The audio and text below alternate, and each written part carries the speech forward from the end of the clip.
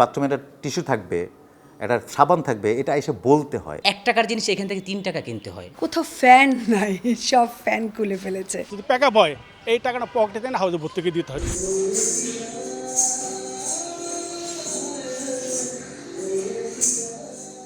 বর্তমানে সিনেমার চেয়ে নাটকের বাজার অনেক বড়। জনপ্রিয়তা ছড়িয়েছে দেশের গণ্ডি পেরিয়ে বিশ্বের বাংলা ভাষাভাষীদের কাছে। জনপ্রিয় নাটকগুলোর বেশিরভাগের শুটিং হয় রাজধানীর প্রান্তে অবস্থিত উত্তরায়। একসময় কর্মব্যস্ত হাউসগুলো এখন নানা সমস্যায় জর্জরিত। অনেক কিছু তো আর উত্তরাতে পাওয়া যায় না, তো যে কোনো একটা জিনিস যদি প্রয়োজন লাগে আর্জেন্টলি, তো সেটার জন্য আমাদের মগবাজার যেতে হয়। অনেক প্রপস অ্যারেঞ্জ করতে হয়। আমরা একটা যখন প্রপস সব কিছু তো উত্তরাতে পাওয়াও যায় না, ঢাকাতে যেতে হয়। তো জ্যামের কারণে ঢাকায় যাওয়াও যায় না। তখন হয় কি 1 টাকার জিনিস এখান থেকে 3 টাকা কিনতে হয়। কোনো অবস্থাতেই এই হাউসগুলো শুটিং ফ্রেন্ডলি না। এখানে অসংখ্য নয়েজ থাকে বাইরের।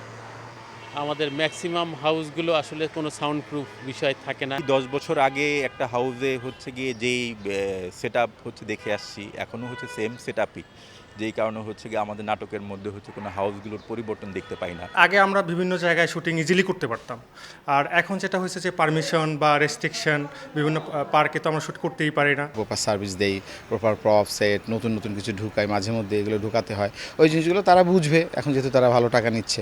শিল্পী ও কুশীলবদের অভিযোগ, হাউসগুলোর ভাড়া বৃদ্ধি করা হলেও বাড়েনি কোনো সুযোগ সুবিধা, এমনকি করা হয়নি প্রয়োজনীয় সংস্কারও। ওয়াশরুমের যে ব্যাপারটা একদমই ক্লিন থাকে না, ম্যাক্সিমাম শুটিং হাউসেই পাওয়া যায়, মানে খুবই বাজে অবস্থা। হাউসটাই ভাড়া দেন ম্যাক্সিমাম, বাকিটা আসলে এটা ওই ঘুরে ফিরে ডিরেক্টরের কাজে চলে যায়। ওই বেচারা যদি একটু সচেতন না হয়, এসে যদি একটু তার প্রোডাকশন দিয়ে একটু পরিষ্কার না করে নেয়, তাহলে ওই করেই করতে হয়। বাথরুমে একটা টিস্যু থাকবে, একটা সাবান থাকবে, এটা এসে বলতে হয়। ইদানিং একটু প্রবলেম লাগে, কোথাও ফ্যান নাই, সব ফ্যান খুলে ফেলেছে।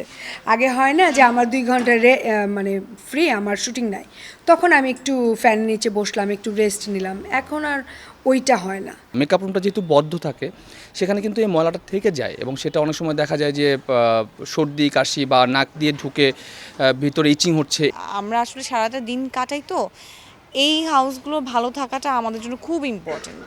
সমস্যার সমাধানে উদ্যোগ নেবেন বলে জানালেন কর্তৃপক্ষ। কোনো যদি কমপ্লেইন আসে আমরা তাৎক্ষণিক ব্যবস্থা নেই, আর যদি গাফিলতি এখন আপনি বললেন বা আমি শুনলাম, আমরা দেখব আগামীতে যেন এরকম না হয়। শুটিং হাউস সংশ্লিষ্টরা জানান, দ্রব্যমূল্য বৃদ্ধি ও শুটিং কম হওয়ায় স্টাফদের বেতন ও আনুষঙ্গিক খরচ মেটাতেই হিমশিম খেতে হচ্ছে। ডেট লক করতেছে, হয়তো শুটিংয়ের এরকম হচ্ছে যে শুটিংয়ের আগের দিন শুটিং ক্যান্সেল হয়ে যাচ্ছে। আমি আর্টিস্ট, আমার 50 টাকা লস একদিনে, সেটা আমার পকেট থেকে যায় না। আমার এই বিল্ডিংয়ে পার ডে 8,000 থেকে 8,500 খরচ। যদি প্যাকআপ হয় এই টাকাটা পকেটে দেন হাউসে ভর্তুকি দিতে হয়, যে হাউস টিকে রাখতে হয়। তো এবার এসে মাসে 5 দিন এবার শুটিং প্যাকআপ হয়, আর যদি 25 দিন শুটিং হয়, প্রতিদিন জ্বালা পায়, 5 দিনের যে প্যাকআপের টাকা শেষ। আমাদের অবশ্যই লস, প্রতি মাসে লস যাচ্ছে। 2005 সালে উত্তরায় শুটিং হাউস ছিল 20 থেকে 25টি, কিন্তু বর্তমানে তা কমে হয়েছে 10টির মতো। এমন অবস্থা চলতে থাকলে হয়তো শুটিং পাড়াতে আর পা পড়বে না শিল্পী ও কলাকুশীলবদের। ইমদাদুল হক, সময় সংবাদ, ঢাকা।